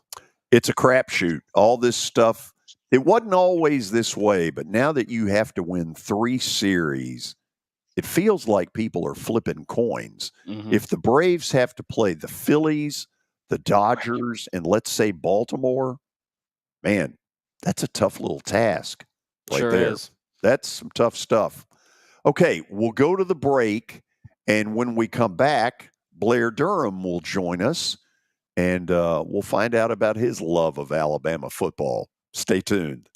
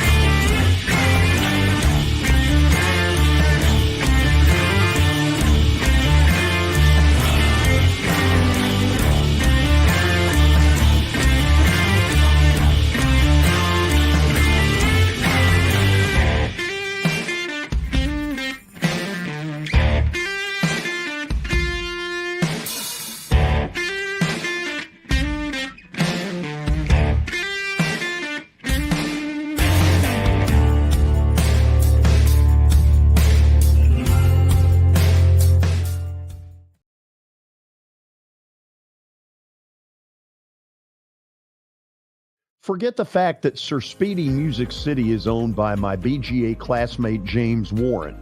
Their work stands on its own merit.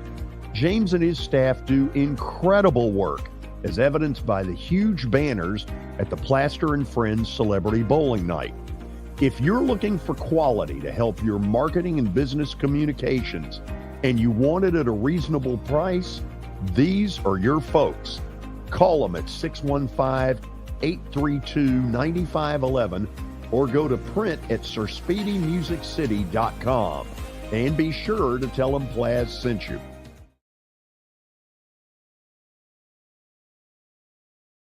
Family owned and operated for more than 2 decades, Alaco Fine Wood Floors is Nashville and Middle Tennessee's choice for premium quality hardwood floors.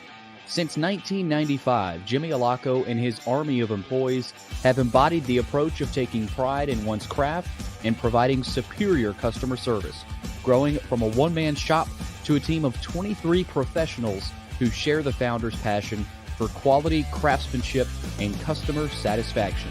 If you are interested in contacting them, you can find their headquarters at 2505 Winford Avenue in Berry Hill, or give them a call at 615-356-0303. Again, that's 615-356-0303, or log on to alacofinewoodfloors.com.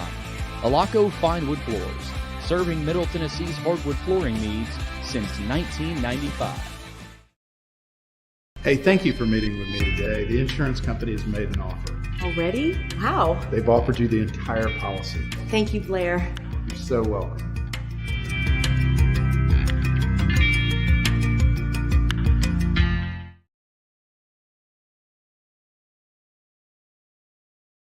You can't see the sights without the sounds. From the crack of the bat to the roar of the crowd and everything in between. Discover what Hit City has to offer. Single game tickets are on sale now. You know, starting to save for your future doesn't have to be difficult.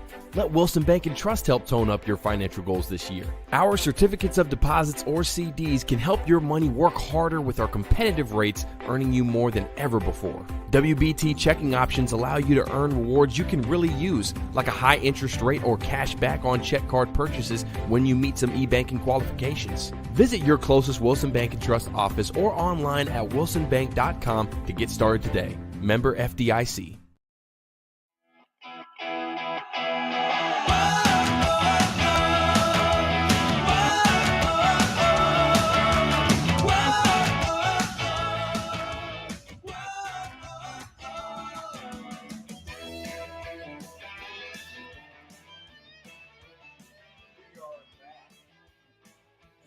We're back at the new Bart Durham offices just off of Charlotte. My buddy Blair Durham, I knew I was going to talk to, but you got a really special guest. I'm going to let you do the intros. We do have a special guest, my dad, who has been practicing for 54 years, I think is the correct number. Nine, I believe. Okay. Is here with us today. Yeah, don't shortchange him. I know. Exactly. Florida State grad. Absolutely. Doak Campbell. Here's a quick story. Who was the quarterback that was played? Famous NFL quarterback.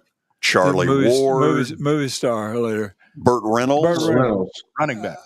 I pledged to Kappa Sig, and there was a girl named Marlies Gassler who had been on the cover of Life magazine as a Hungarian refugee and was homecoming queen. So I asked, Florida State had been an all-girls school. Right. It changed over to boys. And so I asked her if she'd go to the movie with me. She said, yeah. So I was taking the queen of the Florida State, her picture on the front of Life magazine, to a movie. So it wasn't long after that guy that I now recognize as probably Burt Reynolds sort of asked me, was I... Anyway, I backed off. You're going to learn some things so here. Essentially, Burt Reynolds stole his girl, and if you're going to lose, right? If you're going to lose to royalty, exactly. Yeah. So your new digs, you've got to be really proud. This is beautiful. Well, this is Blair's. Blair inherits everything, so I have a taster now. Yeah, this place is exceeded our expectations. Pam, our office manager, and I looked at a lot of places and thought this was out of our range. And our buddy that was negotiating the deal did a great job. And so here we are. Good for you. Yeah. Your dad, I want to ask, you've done a lot of commercials over the years. I've seen your commercials going way back, what is your most favorite commercial that you've ever been a part of? I don't know. I'd have to think about it and get back to me. Review the 200 or so, and I could tell you more Well, accurately. There's one in particular. Years ago, we did a series called Coach Foster Fights Back, and it started with an injury, and maybe there were 10 episodes. Tanya Harding was in one of the episodes. Oh, really? Yeah. Wow. A really nice lady too. Really, seriously. Yeah. We all do things we regret in life. Tell me about it. They're just not always on TV. But part of it was shot in Malibu, California, on the beach. So that was definitely the most involved of all the commercials that he's ever done. You know, some of your most effective ones have been where you've helped a client. How good is the feeling when you know you've really helped somebody? How good is the feeling? How good is the feeling? The feeling, this is not a good answer to your question. Nobody would tell me, but it doesn't make any difference whether, you give them the same amount of health. They come in, they want money, you get it for them, end of deal. But it's nothing where you make a big difference, very rarely, sometimes occasionally, but I can tell you more than that. Yeah, it's an amazing feeling. I had a client named Marvin who got creamed by a dump truck, and Marvin was a truck driver, and he had always wanted this piece of property out in McMinnville and planned to build a home. And he did decently economically as a truck driver, but he knew he was never going to get to realize his dream. And so when he broke ground and then when the home was finished, he invited me out, and that feeling is hard to ever replace. It's in our business, kind of like orthopedic surgeons, we make money with people that are hurt, but to see it on the other side, like an orthopedic surgeon, seeing somebody walk without a gait and seeing somebody's life improve financially, it's an incredible feeling. How good a mentor has he been? Awesome. I know the answer before I ask it. So, awesome. I'll tell you a funny story. Dad and I feel super lucky and blessed. We got to try a few cases together. And to be honest, when you're first out of law school, you're really useless to the law firm you're working for. You know a lot of book stuff, but you don't know how to be a lawyer. And he had street smarts. Street smarts, yeah. He asked me to write the opening statement. And, I learned in law school, when you try a case, you want to have a theme, you want to tell a story. And so I asked him some questions, and I wrote this opening, and he looked at it and he said, "No, that's terrible." And he was right. So, yeah, but it's been a fun ride. I've been practicing 24 years and almost all of that with my dad. And I don't think there are that many people out there that can say that. No. And the thing I see is the love and the respect level. I think while Dad and I were really close, oh my God, we'd have killed each other. Well, I'm sure he has wanted to kill me a whole bunch of times. Well, here's his chance to reveal it. That's right. Yeah. So, but it has been a wonderful life and a wonderful career. And I really feel blessed to have had such a great mentor and such a great dad. I know you felt the same way. Absolutely. Yeah. We're lucky. Can I interject a quick story? Sure. Quick. Every now and then the Supreme Court will have a dinner for honoring their court or one of their members, Tennessee Supreme Court. So it's usually that the lawyers all go to it. And so a lot of them have children in the firm with them. And so that night, I said, "Isn't Blair practicing with you?" I said, "Yes, sir." "Yes, sir." Depending on how much older he was than me. And I said, and this Blair knows all of them, but I'm not going to mention their names. But they said, "And you have your son with you." You know what? It wasn't universal, but it was almost. You know what their response was? "Yeah, my son's practicing law with me. Worst decision I ever made." But a lot of times it's true. It's hard, It is hard. Because there are times where he wants to be able to tell you, look, this is not quite the way we need to do this. And you kind of tap dance around it. I mean, you know how it is. It's family dynamics. It is family dynamics. It's interesting, too, because we've been doing it here for so long. Going to lunch or dinner with this guy is like going to lunch or dinner with the biggest movie star out there. Everybody knows him. Yeah, everybody knows him. A lot of people want to come and say hi, and quite honestly, I always love it when they do, because it means that they don't think we're idiots or jerks, and they've seen our ads are actually making it to the airwaves. And, always flattered and honored to be addressed. Bart, your son has been a terrific friend to me. I could never say thank you strong enough, but this was really cool. I had no idea that we were going to have you on, and this is very cool. Yeah, I'm so happy to be here.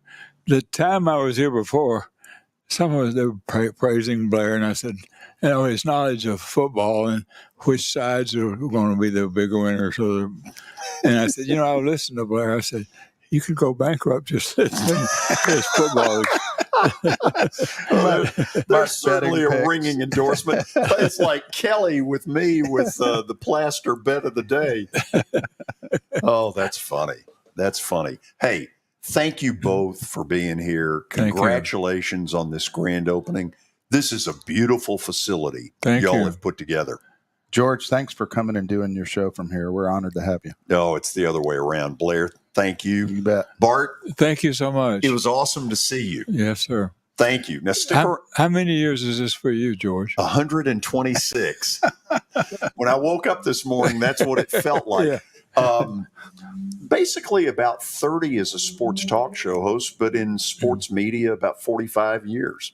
I would have thought a lot longer than that, wouldn't you, Blair? Well, he's a pro. Be careful. He's a pro. So you want to help me with plaster bet of the day? Yeah. Okay. Are we? Yeah. You need to talk, don't you? Okay. So I'm going to read this. Wow. It's time for Plaster's bet of the day, presented by Bart Durham Injury Law. Call them. Do it at this moment. 615-242-9000. I hope that's 9,000. Yeah, that's right. Or log in on to bartdurham.com. Now, Blair, what you don't know is I have gone on a hot streak. Oh. I mean, of biblical proportions. Check out this record. Whoa. Yes, so, I have been killing it. So you're rich and you've made other people rich. I don't know about that part. Hopefully people are tuning in now. Here's Kelly Holcomb to tell you what he's hoping for. Kelly?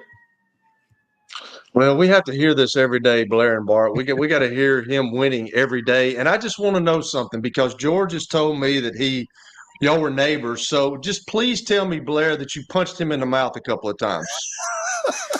George, I want to be able to say yes. George was such a good neighbor and really kind of quiet.